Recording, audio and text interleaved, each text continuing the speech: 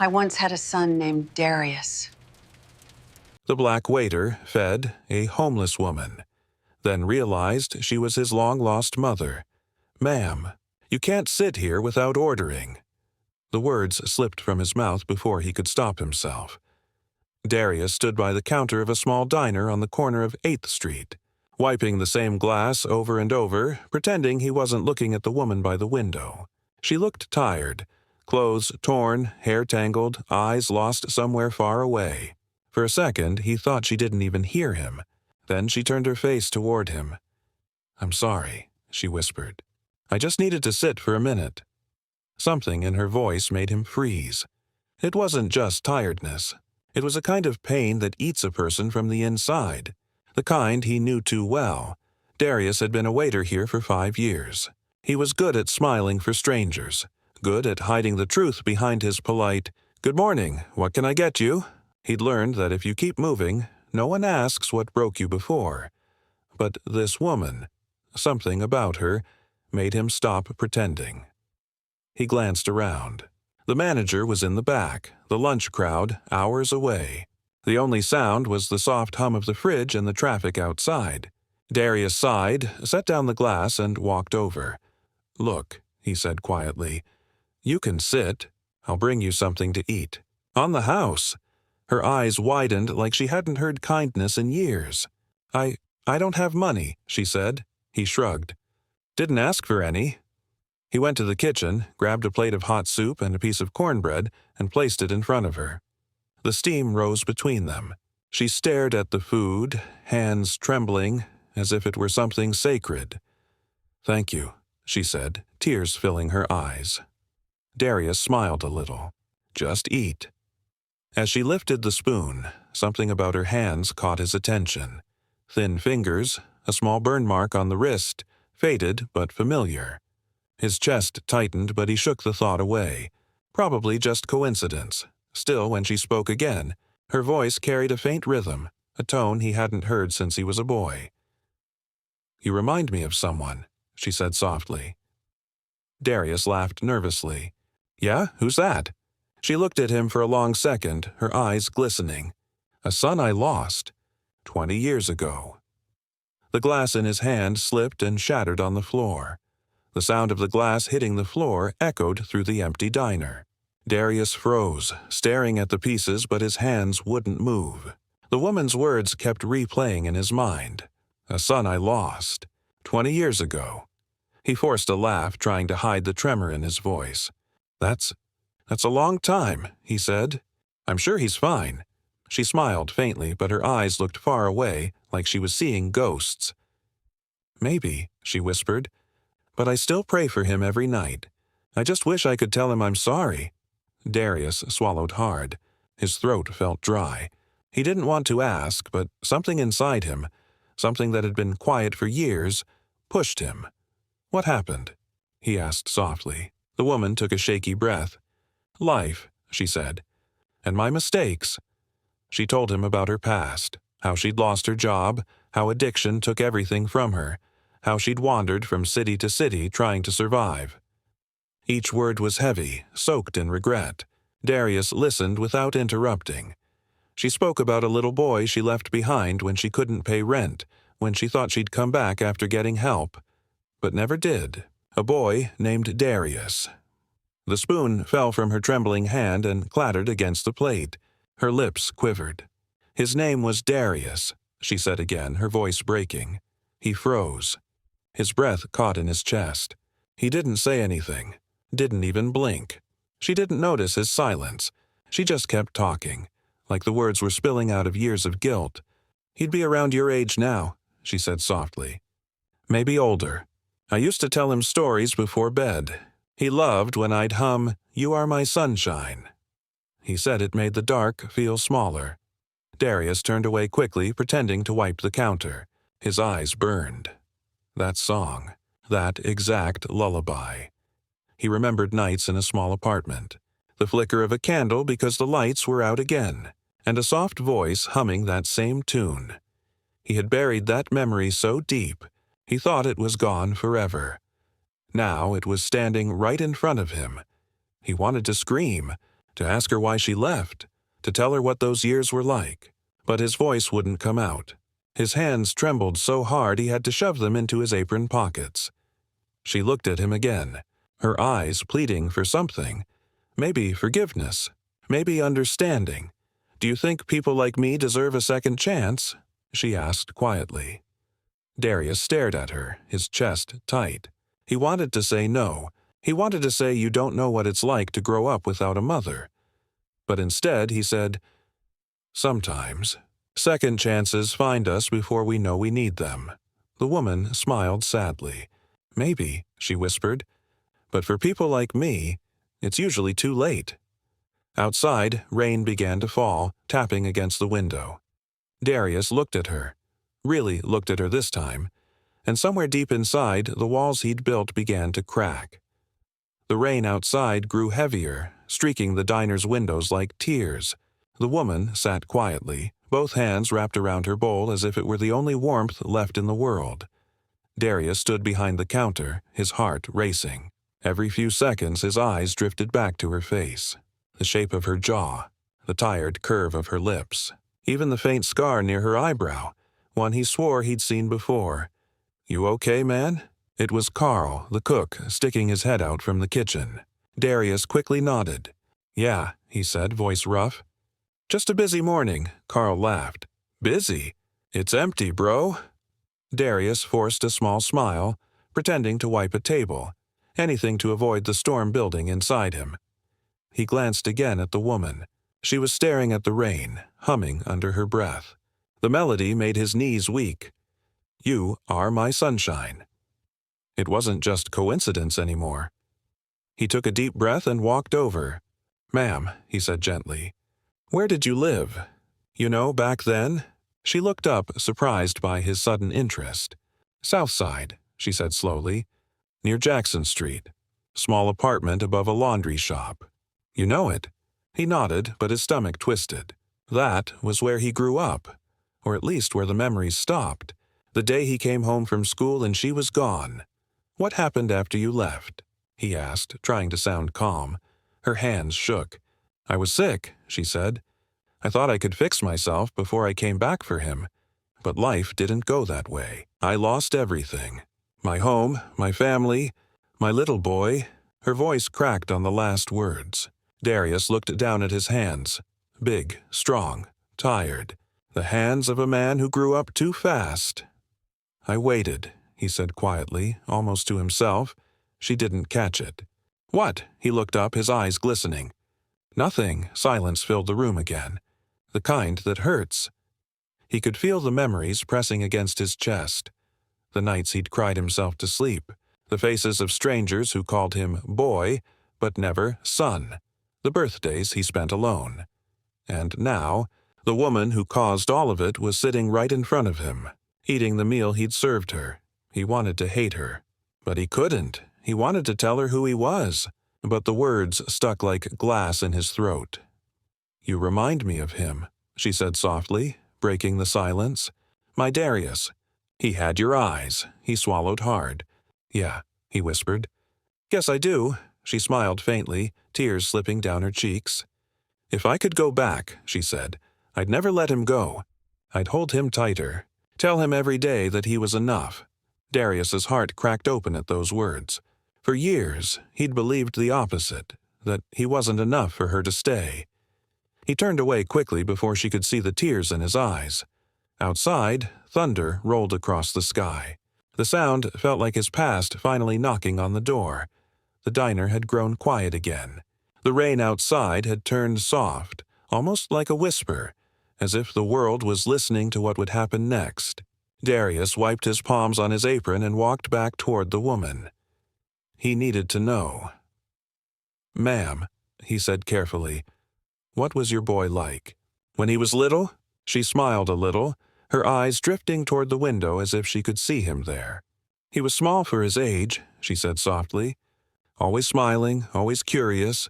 He loved drawing on the walls. Used to drive me crazy." Darius froze. He remembered that. The drawings. Stick figures and crooked suns. He even remembered the day she laughed about it, saying she'd keep one of his doodles forever. What else? He asked, his heart pounding. She tilted her head, thinking. He had a favorite cup, blue with a chip on the side. He wouldn't drink milk unless it was in that cup. He felt his throat tighten. That cup had been the last thing he held before the social worker took him away. She didn't stop. Her voice cracked as she kept talking, as if she'd been waiting years to let it out. He called me Mama Bear, said I was strong. But I wasn't. I was scared and I ran. I thought I'd come back when I fixed my life, but I never got the chance. Every day since then, I've lived with that ache. Darius couldn't speak. His chest burned and his eyes blurred with tears. Did you ever look for him? He asked finally, his voice barely a whisper. She nodded slowly. At first. But the records were sealed. The foster home didn't tell me where he went. After that, I lost everything. My health, my home, but not the hope. Every year on his birthday, I'd light a candle and pray he was safe. Darius turned his head away, blinking fast. He didn't want her to see his tears. He wanted to scream, to ask why she didn't try harder, but the pain in her voice told him she already carried that question every day. The doorbell above the diner rang as a couple walked in, laughing. The moment shattered. Darius quickly stepped back, forcing on his fake smile.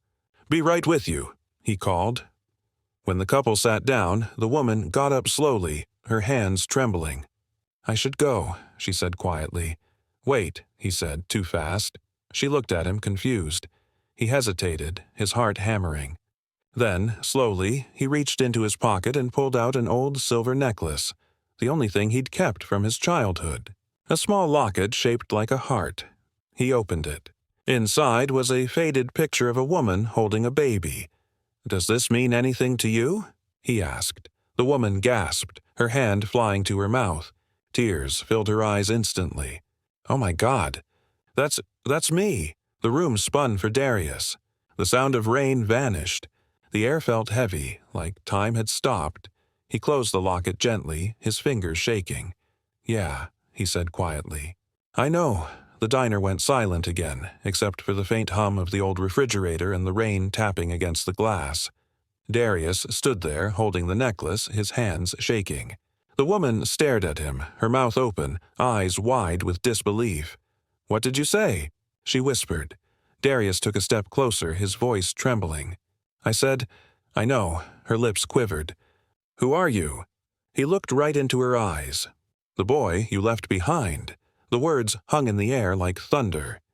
For a moment she didn't breathe. Then she covered her mouth with both hands, a sound of pain escaping from deep inside her chest. "Oh, God.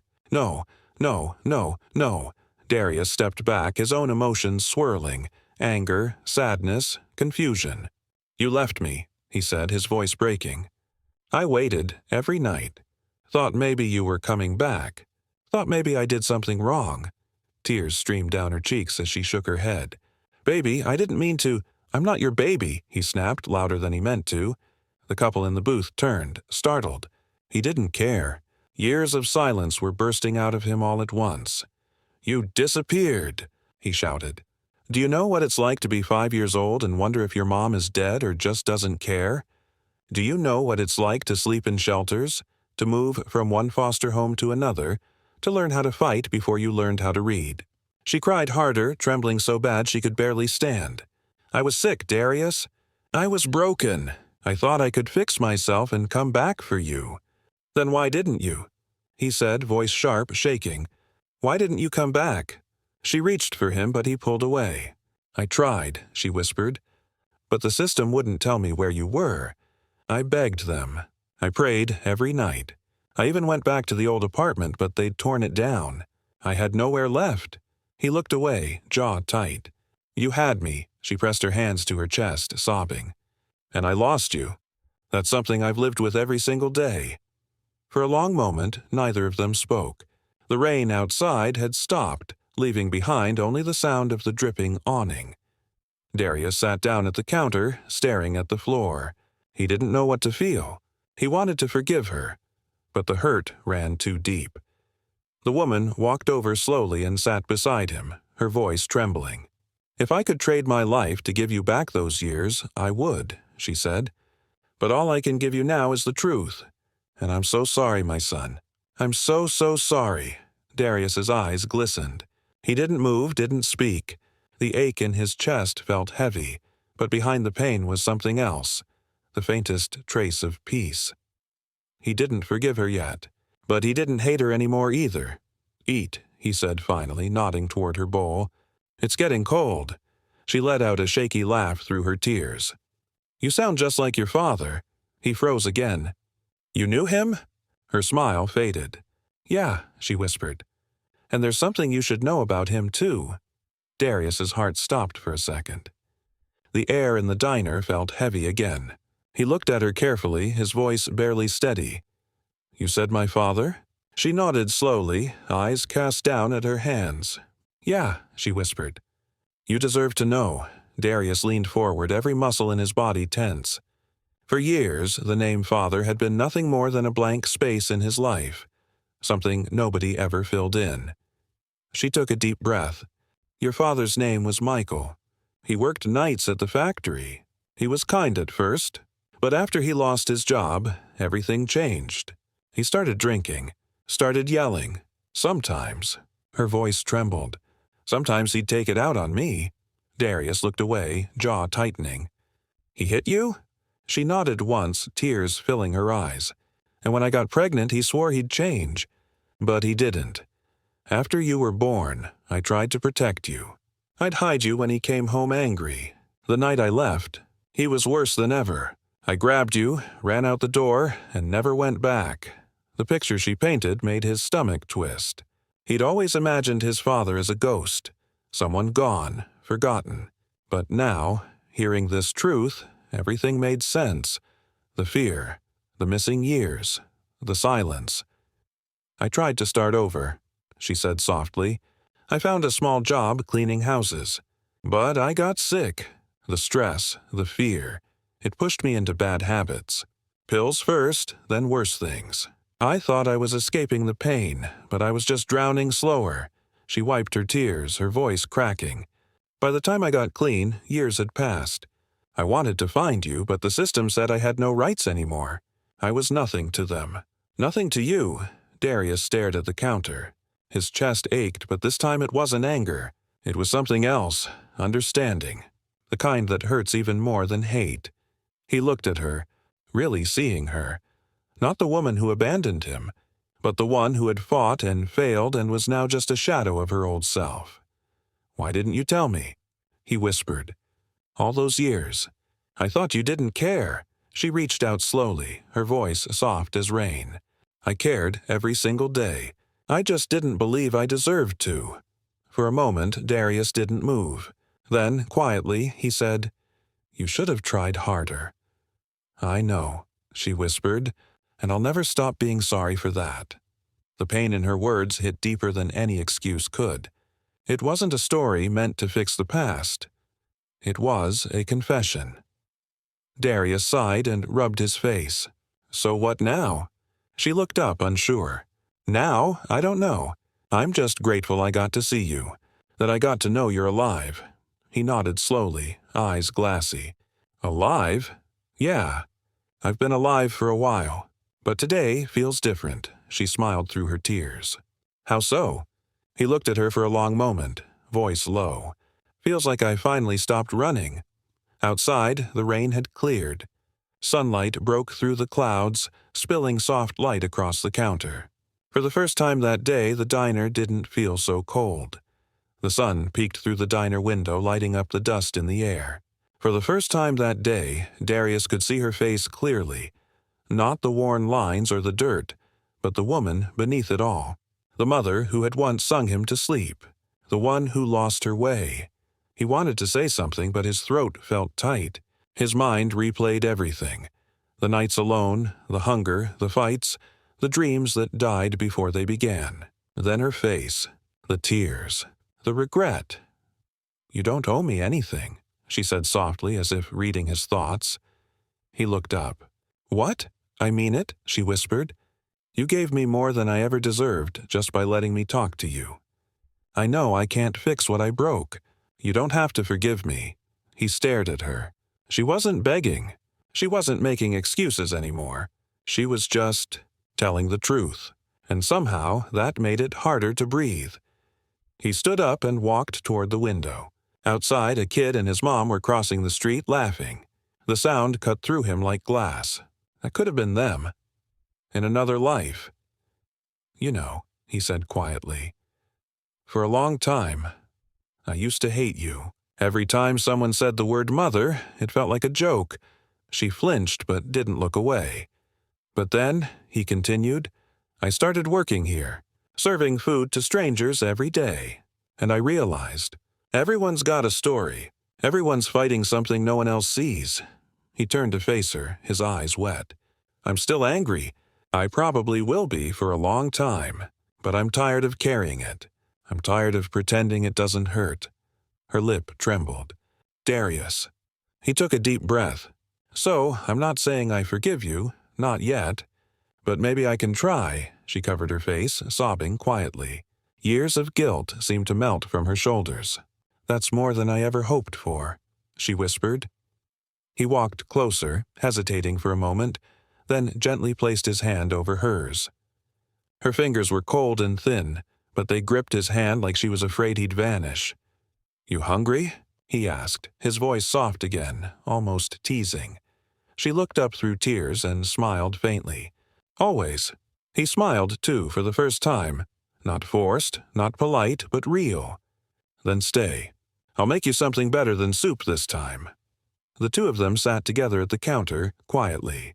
No grand speeches, no perfect ending, just a son and a mother, broken but breathing the same air again. After a while, she said, "You've got your father's eyes. But your heart's your own," he nodded slowly. "Guess that's a good thing." Outside, the street glowed with golden evening light. For the first time in 20 years, Darius didn't feel alone. He didn't know what would come next, but for now, that was enough. The next morning, the diner opened just like always. The smell of coffee filled the air, and sunlight spilled through the blinds, painting gold stripes across the tables. But for Darius, everything felt different. The woman, his mother, sat quietly at a corner booth. She looked cleaner now, her hair brushed, her shoulders a little straighter. He'd given her one of his extra shirts, and though it was too big, she wore it with quiet pride. "Sleep, okay?" he asked as he poured her some coffee. She nodded, smiling gently. "Best sleep I've had in years," he chuckled softly. "The booth isn't that comfortable." "It wasn't the booth," she said. "It was peace. Haven't felt that in a long time." He didn't know what to say to that, so he just sat across from her, coffee in hand, and let the silence speak for them. After a while, she reached into her pocket and pulled out something small. An old photo, folded and worn. She slid it across the table. It was him, 5 years old, a toothless grin holding a paper sun he'd drawn with crayons. "I kept it," she said. "Through shelters, through winters, through everything. I thought if I ever saw you again, I'd give it back." Darius traced the faded edges of the paper with his fingers. For the first time, the little boy in the picture didn't feel like a stranger. He looked up at her. "You know, I spent my whole life trying to forget you." Her eyes softened. "And now," he smiled faintly, "now I think maybe I needed to remember." They both sat there for a long time, just watching the morning light stretch across the floor. No promises, no pretending the past was gone, just two people learning how to begin again. When she finally stood to leave, she hesitated at the door. "Darius," she said softly, "thank you. For feeding me." For hearing me, he nodded. "You fed me, too," he said. She frowned a little. "I didn't give you anything," he smiled. "You gave me back something I thought I lost. My name." She turned away, tears in her eyes, and stepped into the sunlight. Darius stood at the window, watching her walk down the street, a woman still broken but no longer invisible. Somewhere deep inside he felt something shift. The anger that once ruled his heart began to fade, replaced by something softer. Not forgiveness yet, but the start of it. He looked down at the counter, at the necklace she'd left behind. The same silver locket, open to the picture of her holding him as a baby. He picked it up and smiled through the ache. "Guess I'll keep it this time," he whispered as he turned back to his work. The diner door chimed again, letting in a rush of warm morning air. And for the first time in his life, Darius felt full. Morale of the story. Sometimes, life takes from us before it gives back. Forgiveness doesn't erase pain. It transforms it. Love is not about perfect people or perfect timing. It's about finding your way back, even when it hurts, and choosing to stay.